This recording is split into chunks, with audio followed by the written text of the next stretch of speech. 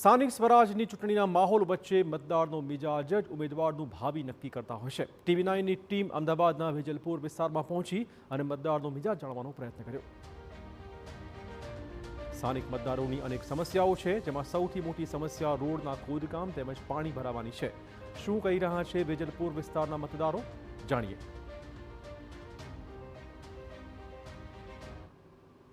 અમદાવાદમાં ચૂંટણીનો માહોલ એક તરફ જામ્યો છે, ત્યારે બીજી તરફ જૂના કોર્પોરેટરો દ્વારા પોતાની ગ્રાન્ટ આડેધડ રીતે વાપરવામાં આવી હોય તે પ્રકારના આક્ષેપો અને દ્રશ્યો જોવા મળી રહ્યા છે। વેજલપુર વિસ્તારમાં અમે છીએ કે જ્યાં કેટલાક સ્થાનિકોની ફરિયાદ છે। આ બાબતે આપણે તેમની સાથે વાત કરીશું કે આખરે કયા પ્રકારના મુદ્દાઓ છે જે આ ચૂંટણીમાં પણ મહત્વના બનશે અને તેમની કયા પ્રકારની ફરિયાદો છે, મુશ્કેલી કયા પ્રકારની આ વખતે આપને લાગે છે આપના વિસ્તારમાં? આ રોડ તોડીને જે મુશ્કેલી ઊભી કરવામાં આવી છે એમાં એવું છે કે રોડ તૂટેલું હતું નહીં, જ્યાં ત્યાં ખાડા પાડીને પૂરી દેવામાં આવે છે। ખાડા પાડતા પહેલાં પબ્લિકની સુરક્ષા માટે કોઈ વ્યવસ્થા કરવામાં આવી નથી, તો પણ બનાવવામાં આવ્યું છે। જે કર્યું એ હતો એના કરતાં નાનો થઈ ગયો અને ત્યાં તો જાણે થીગડા માર્યા હોય એવું લાગે છે, બરોબર છે? એટલે એક્ઝેક્ટ આ થીગડા પાછળ શું લોજિક લાગી રહ્યું છે? નહીં, કોઈ બી પ્રકારનું ઇન્ટિમેશન કશું જ નહીં। રાતોરાત અડધો કરીને કટકે આ લોકોએ રોડ તોડી નાખ્યો, બરાબર છે, અને અઠવાડિયામાં પાછા પેચીસ મારીને પાછો ઊભો કરી દીધો। તો આ ચોખ્ખું દર્શાઈ આવે છે કે રોડ બનતો હોય તો પૂરો બને, આવી રીતે કટકે બસ આટલો 50% પણ નહીં, 20-30% ખાલી અહીંયા પેચીસ માર્યા છે।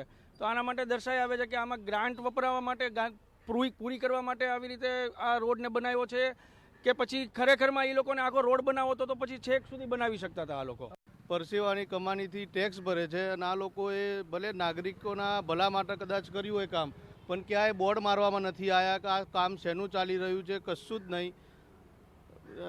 અને રોડ વિજિલન્સ તપાસ થવી જોઈએ આવા કિસ્સાઓમાં, કારણ કે કોઈ પ્રકારનું તમને લાગે છે કે ડ્રેનેજ લાઈન નાખી હોય કે પીવાના પાણીની લાઈન નાખી હોય આ રોડ ખોદ્યો ત્યારે? કોઈ પણ પ્રકારની કોઈ લાઈન નાખવામાં આવી નથી।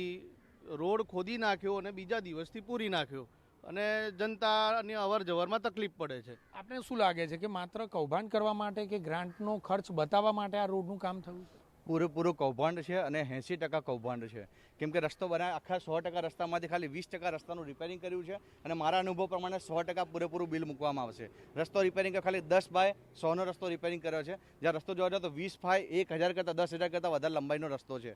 કેલ્ક્યુલેશન બિલ લેવા જશો તો ખાલી 20% રિપેરિંગ કર્યું છે અને 100%નો બિલ બનશે, મારો અનુભવ કહે છે અત્યાર સુધી। લાગે છે કે રસ્તો બનાવ્યો તો કાર પણ ખસેડવાની તસ્તી નથી લીધી? બહુ સરસ સવાલ છે સાહેબ, એકદમ પરફેક્ટ વાત કરી કે 4 થી 5 ગાડી એવી છે જે ઘણા 5 વર્ષથી અહીંયા પડી છે, ના હલી છે ના ખસી છે, અને એ રસ્તે એ ગાડીને હટાવવાની કોશિશ પણ નથી કરી કે ખસેડવાની પણ નહીં, એકદમ બાજુમાં નાનો પટ્ટો કરીને ખેંચી લેવામાં આવ્યો, એકદમ પરફેક્ટ। અને બીજું પીક અવર્સ છે, હાલ તમે જોશો તમને જોવા મળશે ગાડી ઊભી છે અત્યારે। પીક અવર્સમાં જ્યારે વધુ ગાડીઓ આવતી જતી હોય ટાઈમ પર એકદમ સિંક થઈ જાય છે અને બાકી એક ટેકનિકલ એમ કે ચિકન નેક થઈ જાય છે, રસ્તો બંધ થઈ જાય છે, ના કોઈ આવી શકે છે ના કોઈ જઈ શકે છે। પબ્લિકનું VOC શું છે તમે VOC સમજો, ચોમાસામાં પાણી ભરે છે, ડ્રેનેજની પ્રોબ્લેમ છે, પણ સોલ્યુશન શું મળ્યું અમને? તો એક નાનું થીગડું।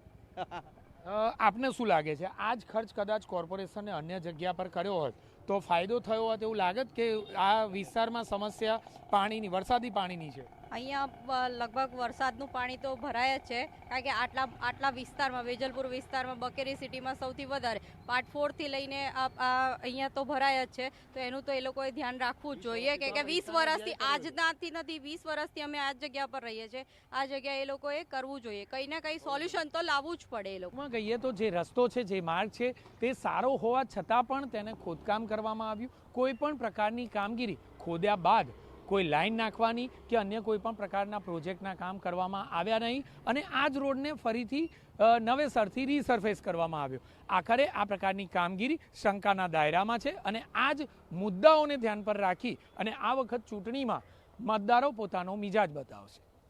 કેમેરામેન મહેશ સાથે જિગ્નેશ પટેલ, TV9 અમદાવાદ।